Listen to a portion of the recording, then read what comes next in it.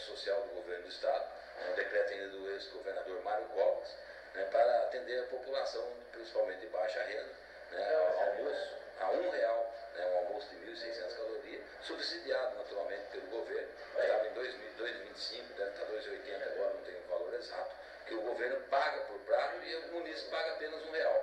E ele entra ali naturalmente numa fila de 10, 15 minutos e tem ali sua refeição, todo dia um cardápio variado, né, semanalmente, acompanhado por nutricionistas do Estado de São Paulo.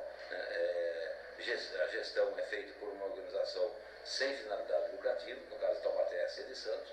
Foi uma luta nossa junto com o deputado Padre Afonso, com a colaboração do atual prefeito, sem o que não seria possível realmente chegar até Taubaté um benefício desse.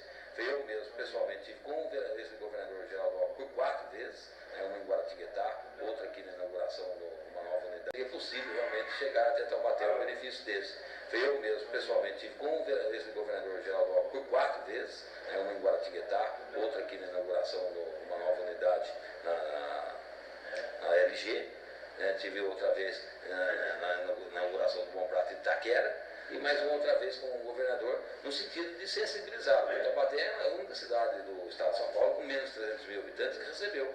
Tivemos junto com o deputado Padre Afonso, o prefeito, com o secretário da Agricultura, por mais de uma vez, e conseguimos sensibilizar, né, viabilizamos o prédio, né, nossa assessoria procurou o prédio, viabilizamos o parceiro, e Taubaté acabou recebendo esse grande benefício que poucas cidades com menos de 300 habitantes, aliás, nenhuma cidade com menos de 300 mil habitantes tem. Taubaté conseguiu, graças a esse esforço conjunto de políticos que interessam, né, para o benefício que o Estado possa trazer para o município de Taubaté.